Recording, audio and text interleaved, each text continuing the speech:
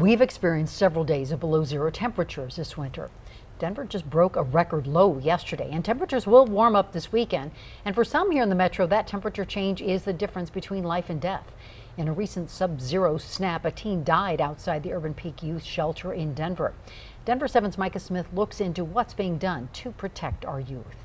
The only way that they were able to find him was by his tattoos. During the second week of February, Xavier Wake's 19-year-old brother Xavier Wake died after spending the night sleeping on a Denver street. It's just hard to believe that he was literally on the same corner as Urban Peak and froze to death. Urban Peak is a youth shelter and services center, and Quintasia says the last time she saw her brother, he was headed inside their doors. I was supposed to be getting a call back from the Urban Peak supervisor, but I never ended up getting a call back. Community leader and Denver mayoral candidate Lisa Calderon held this virtual news conference to help Quintasia find answers. Quintasia says a special DPD team is looking into the case after finding fentanyl paraphernalia. It's devastating, and it's the result of a system that's broken, a system that's not working. Therese Howard, House Keys Action Network Denver organizer, says resources for those experiencing homelessness are few,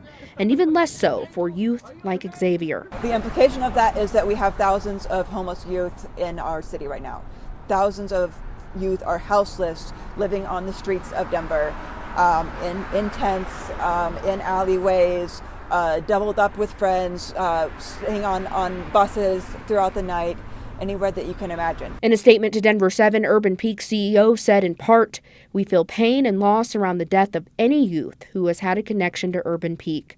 The crisis on our streets and for people experiencing homelessness is palpable throughout our community." Quintasia says she just wants to know how this happened to her brother and to make sure his death doesn't go unnoticed. The youth are really struggling right now, and we just need more programs and people that actually care. Reporting in Denver, Micah Smith, Denver 7. And we looked at Denver Medical Examiner data from last year to see how many people experiencing homelessness died from cold.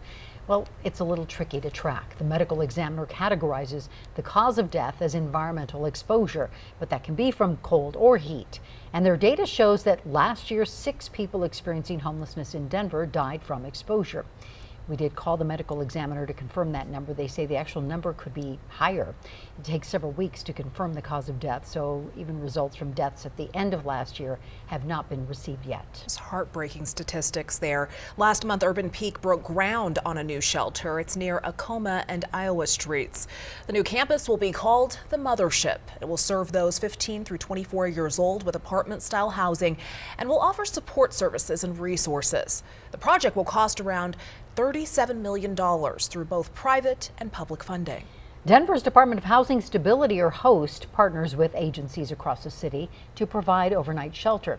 Now, the city has centrally located facilities known as front door access points to the whole system, so these locations have longer hours and they can provide transportation to other facilities.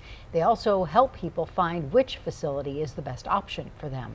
The city has other options, including walk-up only centers, but those do not refer people to other facilities. The city also offers day centers and support services. These facilities are only open during daytime business hours. You can find a list of shelter resources on Denver's website.